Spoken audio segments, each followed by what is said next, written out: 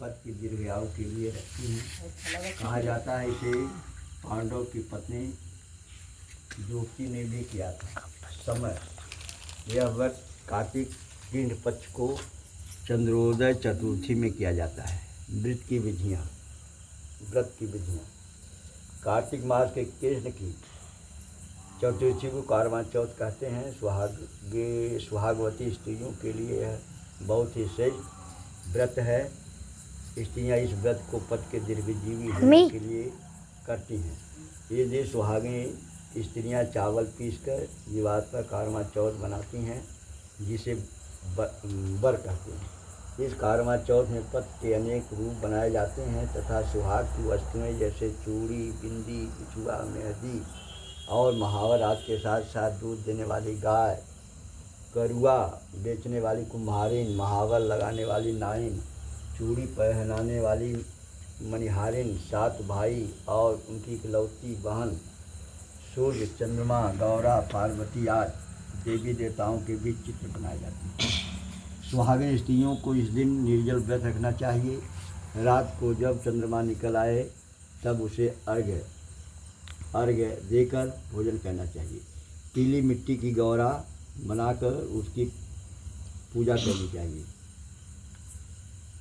यदि दीवार पर करवा चौथ बनाने में कोई असुविधा हो तो करवा चौथ का चित्र बाजार से लाकर दीवार पर चिपकाया जा सकता है।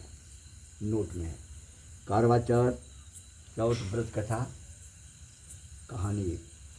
एक साहूकार था जिसके 7 बेटे और 1 बेटियां थी। सातों भाई व बहन एक साथ बैठ के भोजन करते थे। एक दिन कार्तिक की चौथ का व्रत आया तो भाई बोला कि बहन आओ भोजन करें। बहन बोली कि आज करवा चौथ का व्रत है, चाँद उगने में ही खाऊंगी। तब भाइयों ने सोचा कि चाँद उगने तक बहन भूखी रहेगी, तो एक भाई ने दिया जलाया, दूसरे भाई ने छलनी लेकर उसे ढका और नकली चाँद दिखाकर बहन से कहने लगा कि चल चाँद उग आया है, अर्घ्य दे ले। बहन अपनी भाभियों से कहने लगी कि चलो अर्घ्य दे दे। तो भाभियाँ बोली तुम्हारा चाँद उगा होगा, हमारा चाँद तो रात को उगेगा।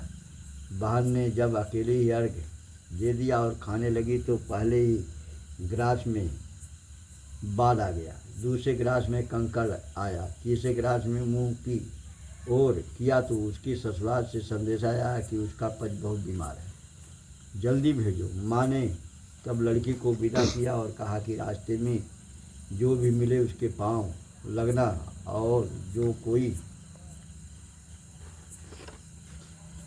सुहाग का आशीर्वाद दे तो उसके पल्ले में गांठ लगा तो उसे कुछ रुपए देना।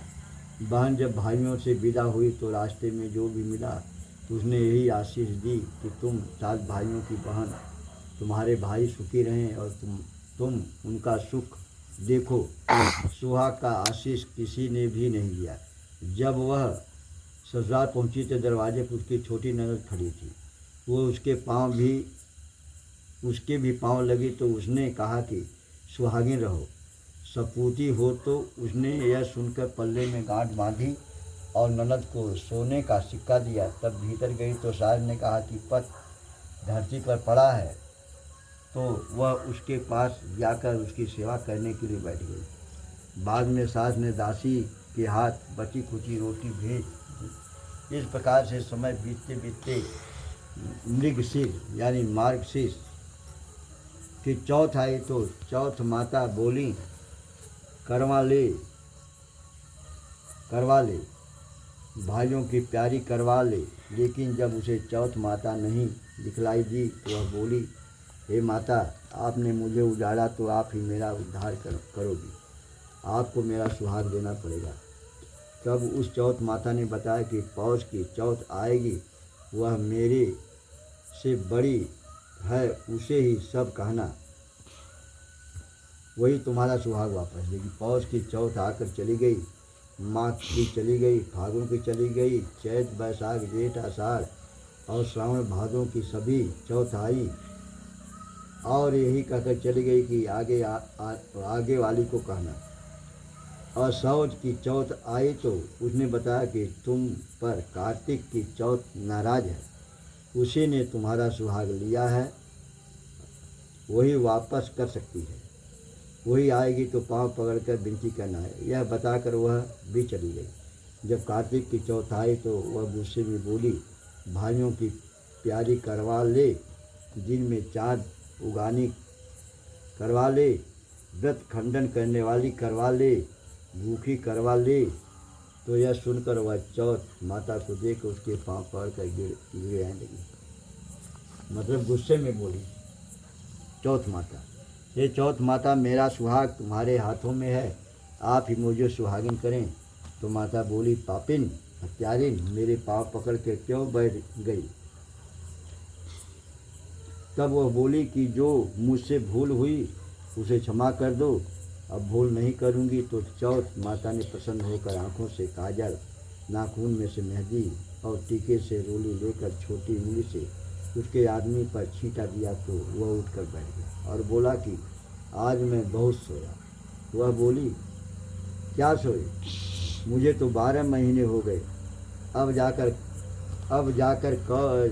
चौथ माता ने मेरा सुहाग लौटाया।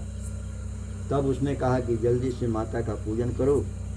जब चौथ की कहानी सुनी, करवा का पूजा किया तो प्रसाद खाकर दोनों पति पत्नी चौपड़ खेलने बैठ गए। नीचे से दासी आई, उसने उन दोनों को चौपड़ पासे से खेलते देखा तो उसने सासू जी को जाकर बताया। तब से सारे गांव में यह बात प्रसिद्ध हो गई कि सब स्त्रियां चौथ का व्रत करें तो सुहाग अटल रहेगा। जिस तरह से साहूकार की बेटी का सुहाग दिया, उसी तरह से चौथ माता सबको सुहागिन रखे। यही कारवा चौथ को उपवास की सनातन। ये कहानी खत्म हो गई। कारवा चौथ, जय कारवा चौथ माता। कारवा चौथ कथा 2। अति प्राचीन काल की बात है। एक बार पांडव पुत्र अर्जुन तप करने के नीलगिरी पर्वत पर चले गए थे। इधर पांडवों पर अनेक मुसीबतें पहले से ही थी। इससे द्रौपदी ने शोक विह्वल हो कृष्ण की आराधना की। कृष्ण उपस्थित हुए और पूछा, कहो क्या कष्ट है तुम्हें। प्रभु, द्रौपदी ने हाथ जोड़कर कहा, मुझे क्या कष्ट है आप तो स्वयं जानते हैं, आप तो अंतर्यामी हैं। मुझे कष्टों के बोझ से विह्वल कर दिया है। क्या कोई ऐसा उपाय है जिससे इन कष्टों से छुटकारा मिल सके। तुम्हारा प्रश्न अति उत्तम है द्रौपदी। कृष्ण मुस्कुराकर बोले, प्रभु फिर मुझे दुखी नारी का कष्ट दूर करने का उपाय बताइए। द्रौपदी ने पूछा। यही प्रश्न एक बार पार्वती जी ने शिव जी से कर दिया था। तब श्री शिव जी ने करवा चौथ का विधान बताया था। फिर प्रभु करवा चौथ की जानकारी मुझे भी दीजिए और उसकी कथा कहिए। तब श्री कृष्ण ने एक पल सोचने के बाद कहा, दुख सुख जो सांसारिक माना जाता है, प्राणी उसमें सदा ही लिप्त रहता है। मैं तुम्हें अति उत्तम करवा चौथ व्रत की कथा सुनाता हूँ, इसे ध्यान से सुनो। प्राचीन काल में गुणी विद्वान धर्म परायण एक ब्राह्मण रहता था। उसके 4 पुत्र तथा एक गुणवती सुशील पुत्री थी। पुत्री ने विवाहित होकर चतुर्थी का व्रत किया, किंतु चंद्रोदय से पूर्व ही उसे क्षुधा ने बाध्य कर दिया। इससे उसके स्नेही भाइयों ने छल से पीपल की आड़ में कृत्रिम चंद्रमा बनाकर दिखा दिया। लड़की ने अर्घ्य दे भोजन कर लिया। भोजन करते हुए उसके पति की हृदय गति बंद हो गई। इससे दुखी हो उसने अन्न जल त्याग दिया। उसी रात में इंद्राणी भू विचरण करने आई। ब्राह्मण पुत्री ने उससे अपने दुख का कारण पूछा। इंद्राणी ने बताया, तुम्हें करवा चौथ व्रत में चंद्र दर्शन से पूर्व भोजन कर लेने से यह कष्ट मिला है। तब उस लड़की ने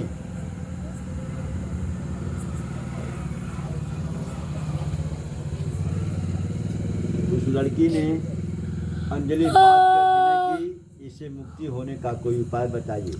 इस पर इंद्राणी ने कहा, यदि तुम विधि पूर्वक अगली करवा चौथ का व्रत करो तो तुम्हारे पति पुनर्जीवित हो जाएंगे। कन्या ने ऐसा करने का वचन दिया तो उसका पति स्वस्थ हो गया। इस पर उस कन्या ने वर्ष भर प्रत्येक चतुर्थी का व्रत किया और अनंत अखंड सुहाग प्राप्त किया। श्री कृष्ण ने कहा, हे द्रौपदी, यदि तुम इस व्रत को करोगी तो तुम्हारे सभी संकट टल जाएंगे। इस प्रकार द्रौपदी ने व्रत किया और पांडव सभी क्षेत्रों में विजयी हुए। इस प्रकार सौभाग्य, पुत्र, पौत्रादि और धन धान की इच्छुक स्त्रियों